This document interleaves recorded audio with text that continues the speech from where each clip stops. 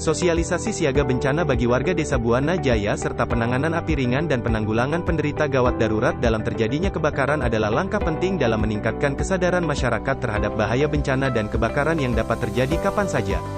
Pelatihan dalam memadamkan api menggunakan alat-alat kebakaran bersama PT, PAMA, PT, JMB, Kapolsek Tenggarong Seberang dan tim peduli api Desa Buana Jaya dapat membantu masyarakat menjadi lebih siap dalam menghadapi bencana dan kebakaran.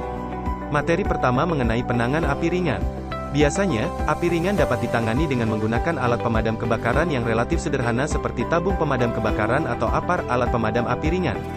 Selain itu, ada beberapa tips lain dalam menangani api ringan, yaitu 1.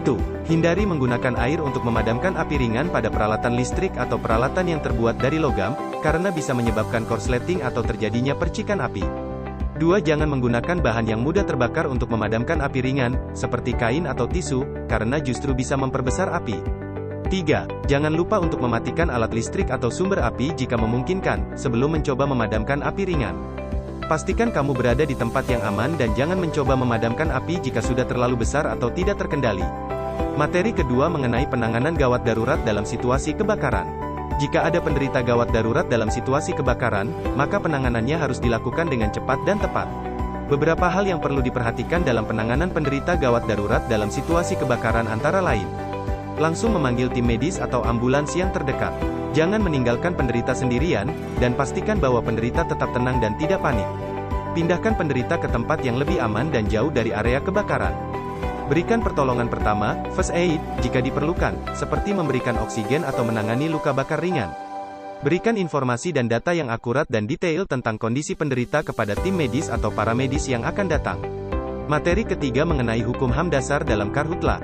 Hukum kebakaran hutan dan lahan di Indonesia diatur oleh beberapa undang-undang seperti UU Nomor 41 Tahun 1999 tentang Kehutanan, UU Nomor 32 Tahun 2009 tentang Perlindungan dan Pengelolaan Lingkungan Hidup, dan UU Nomor 18 Tahun 2013 tentang Pencegahan dan Penanggulangan Kebakaran Hutan dan Lahan.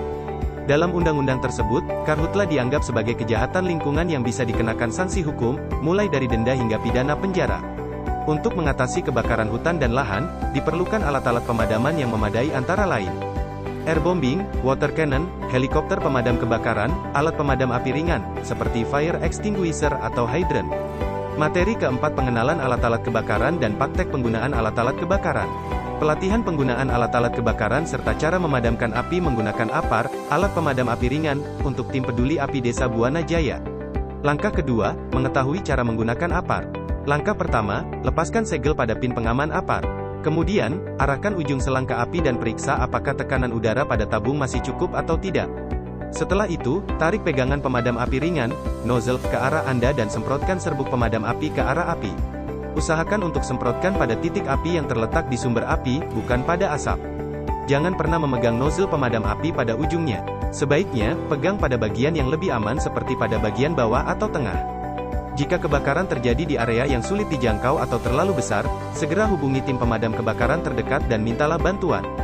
Dengan adanya pelatihan ini, tim peduli api akan semakin kuat, dan lebih hebat lagi, dari pengenalan alat-alat kebakaran, penggunaan, serta praktik secara langsung.